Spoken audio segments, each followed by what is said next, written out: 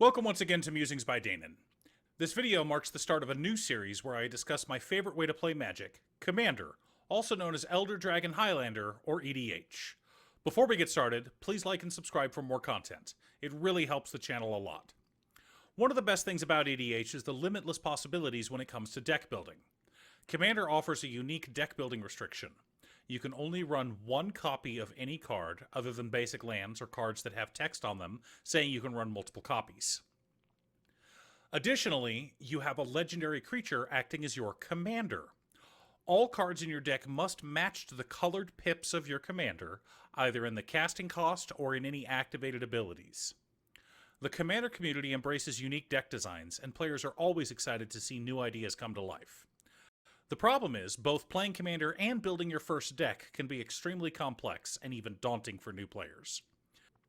After seeing how much fun we were having, my kids all wanted to play Commander with us, but they had trouble with some of our decks. Not just with how large the decks are, Commander is a 100 card format, while Standard and Modern are only 60, and small hands have a difficult time shuffling that many cards, but with complex interactions like the stack and replacement effects.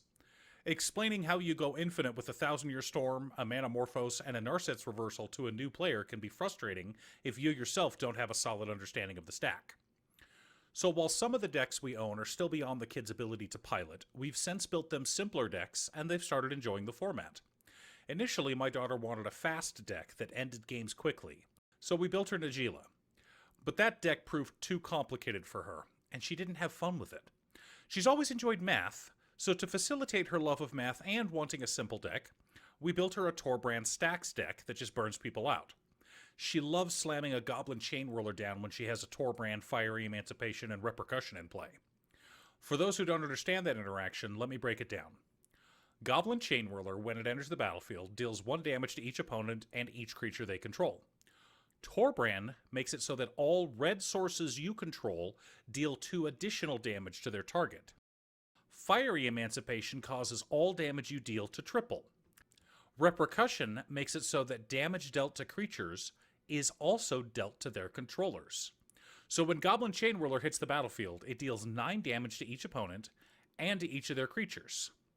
1 plus 2 times 3. But because of Repercussion, each opponent also takes 33 damage for each creature they have on board. 9 plus 2 times 3. This may seem like a complicated interaction, but for my math-loving daughter, it's exactly the kind of deck she enjoys playing. Now with EDH, simple doesn't mean weak. It's a common misconception in more competitive circles to equate simplicity with weakness, but experience teaches us that it's not true. Whether you take your opponents out by smashing them with a horde of dinosaurs, or through a Thassa's Oracle Demonic Consultation combo, a win is a win. It takes a lot of experience to know when to cast what card, when to hold onto it, and when to go for the win, regardless of the type of deck you're playing. A few weeks ago at our LGS, someone handed my daughter a Spellslinger deck, and she had no clue what to do. The overwhelming complexity of the Spellslinger archetype, with its copy interactions and numerous triggers, confused her, and she did not have a good time with it, despite generally enjoying Commander. This caused me to think about archetype complexity, which led me to the subject of today's video. When talking about complexity, there is a ceiling and a floor. What do I mean by that? The floor is the absolute bare-bones simplest way to build the deck, while the ceiling is the most convoluted way to build it. Today we'll be comparing deck complexity using only the floor as the metric. Yes, some archetypes can be more complicated through the use of certain cards or strategies, but at their most basic, or floor, is the simplest and most fair way to make comparisons. I originally intended to go with a numerical scale, but after further discussion with other Commander players and content creators, I've decided to go with a much simpler scale: easy, medium, and hard. I'll still be basing the difficulty off the floor, but going with the 3-tier scale I feel will be less controversial than me just assigning arbitrary numbers.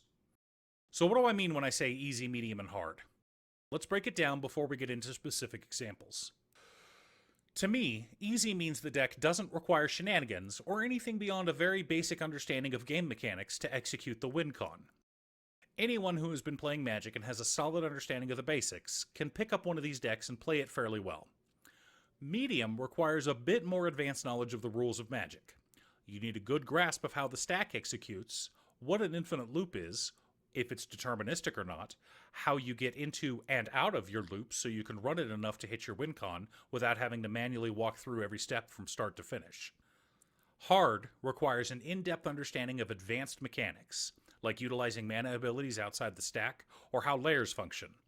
Basically, unless you're a judge or have a judge's equivalent knowledge of Magic, you should probably steer away from hard decks. To find out the most common archetypes used in Commander, I went to EDH Rec and checked out their themes page. By default, the themes are sorted by most popular. For those unfamiliar with EDH Rec and how they get their data, they scour the internet for Commander deck lists and post statistics.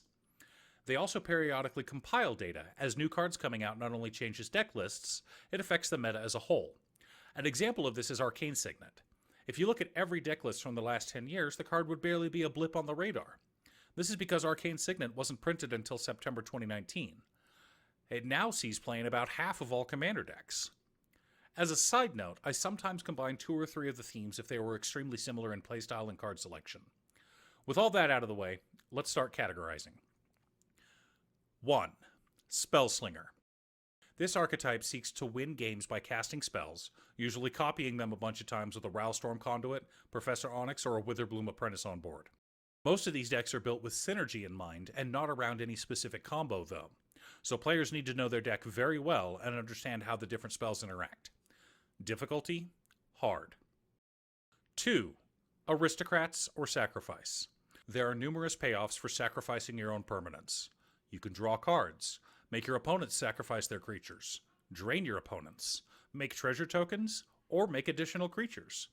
But the line between finishing off your opponents or just annoying them and making yourself the archenemy can be razor thin. Difficulty: hard. 3. Artifacts. Artifacts are an extremely popular archetype in EDH. Artifacts can do just about anything in Magic, from drawing cards to making mana to winning the game outright. Because of the massive variety of artifact decks, these can range from extremely complicated to fairly simple. Difficulty: medium. 4. Lifegain. With the rise of creatures in recent years with Lifegain payoffs, Lifegain has become a viable archetype in Commander. Cards like Vito, Thorn of the Duskrose, or Dina, Soul Steeper make for excellent commanders in this archetype. Simply gain a bunch of life with your commander on board and your opponents die. Difficulty: easy. 5. Wheel. Draw cards, win the game. The more cards you draw, the easier it is to win the game. And what's better than paying 3 mana to draw 7 cards? Paying 3 mana to make 7 hasty flying insect tokens, or 21 snake tokens? Or maybe just dealing 7 damage to your opponents. It's important to know when to wheel and when to hold off a turn, though this is something easily learned. Wheel decks had a bad name until Hullbreacher was banned, though Narset still exists. Difficulty: easy. 6. Enchantments.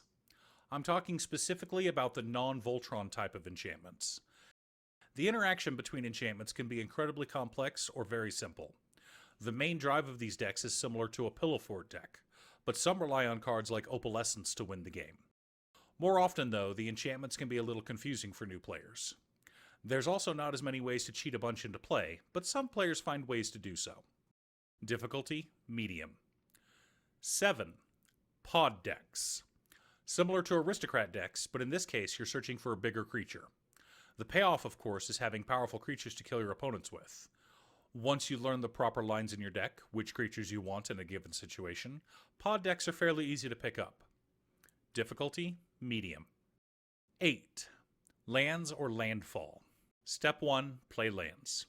Step 2, play cards that like it when you play lands. Step 3, question mark? Step 4, profit. Play lands, win the game. Doesn't get much easier. The problem comes in when you have a ton of triggers to remember. As with most other games of Magic, just pay attention to your triggers and you'll be fine. Having a strong understanding of the stack and how to order your triggers will help make this deck easier to pilot. Difficulty: medium. 9. +1/+1 counters. Make your creatures bigger, usually through spells or other triggered abilities. Some decks seek to go tall, similar to a Voltron strategy, while others seek to go wide with a large board of big creatures.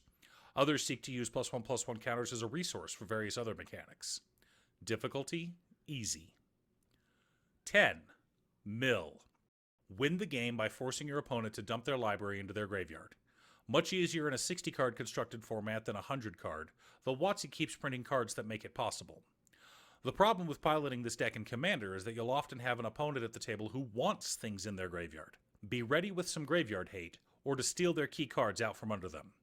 Another way to win is to play slowly and set up a big turn where you mill everyone out at the same time. Difficulty, medium.